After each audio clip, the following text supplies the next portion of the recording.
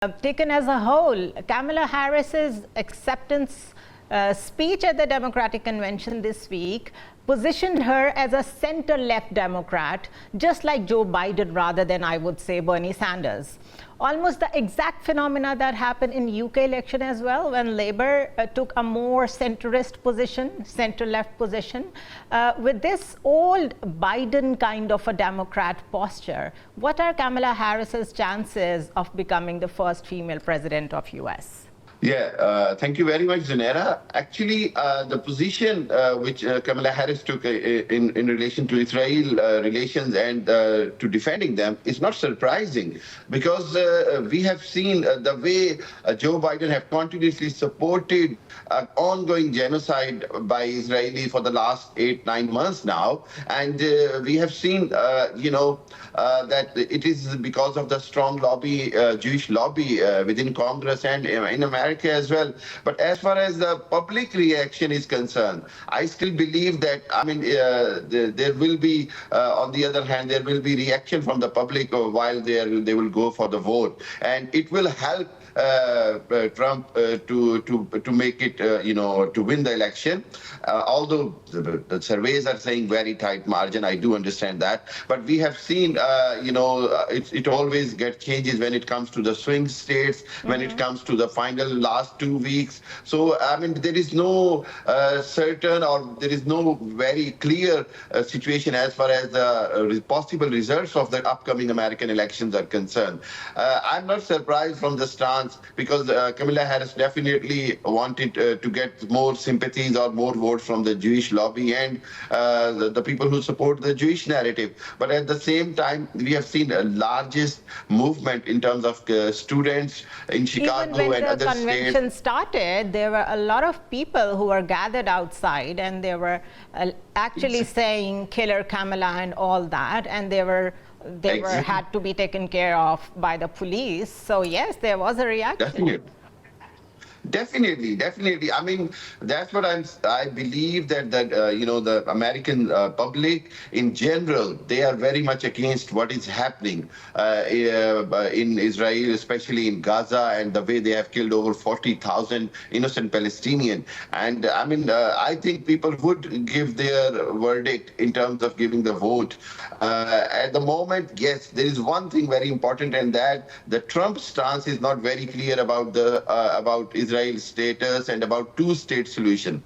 That will be the question which must be asked from the both candidates now, that what is their opinion and what they will do about the two-state solution for the resolution of the Israel-Palestine issue. Because if they will be clear with it, that will be their policy statement. So as far as carrying on the supporting Israel, I think the both will say the similar things. But it depends on how they explain their stance on two-state solution. That is very important. And on the ceasefire, immediate ceasefire, what is their plan? These are the 2-3 questions which are very much concerned in terms of their policy towards Israel. Secondly, I will say that I don't understand how this even remains relevant, that while there are talks mediated by US on ceasefire, Kamala Harris categorically said that I would completely support Israel's right to defend itself. What is left to mediate after that? That's very sad. So yeah, this is quite dubious. I would say let's bring in our other guest, Mr. Tarer, as well.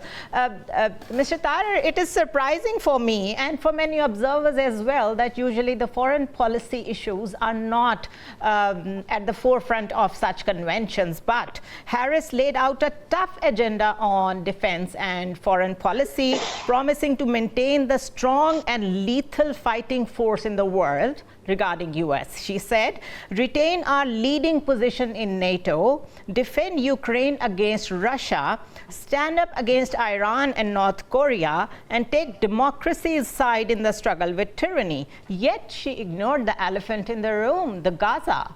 What do you think?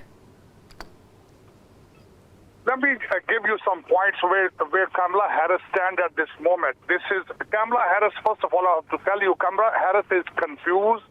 She's nervous, and she has no clue what is going on. And let me explain how. about exactly 4 or 5 days ago when she was heckled by some of the sympathizers, the Gaza sympathizers. Yeah. She suddenly jumped into it that she will embargo Israel. She will stop the ammunition. In the same evening, the Biden administration gave $20 billion package to Israel. That is one position. Second thing is this. In Chicago, in DNC, there's organizations called Women for Kamala Harris. They wanted to come on a stage and speak about it. They were not permitted to do it. But at her acceptance speech, she said that she will support Israel to have a right of defense. At the same time, she has condemned the 40,000 killing. Yeah. So the thing is, she is confused. She has no clue where she go. And there are 700,000 Democrats undecided right now at this moment. And it seems like they will be voting towards Donald Trump. At least he has a clear vision, and he believes in that Israel has to finish whatever they're doing. They have to finish and go back. That's what his stand is. But at this moment, if you personally see, Donald Trump has given many jabs after this DNC. First of all, there's a term is called the honeymoon period. Right now, after the convention, Kamala Harris is enjoying a hike in her polls. But Donald Trump has gone to the border, and he has criticized her position being a border czar. Plus, at the same time, many other issues he has brought up.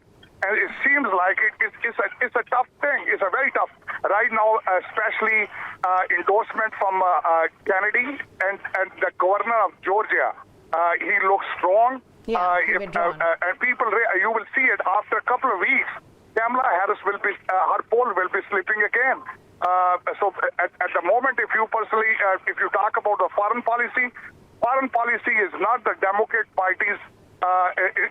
It's above their pay grade, matter of fact. Foreign policy, defense, strong defense, it's a Republican philosophy. Donald Trump had a doctrine, achieving peace through strength. Like we could see all the Obamas and Clintons all coming to support her, and yet it lacked the main essence, the biggest issue of the day. Gaza was missing. Exactly. I definitely agree with you. Gaza was not properly addressed. Matter of fact, that war is expanding.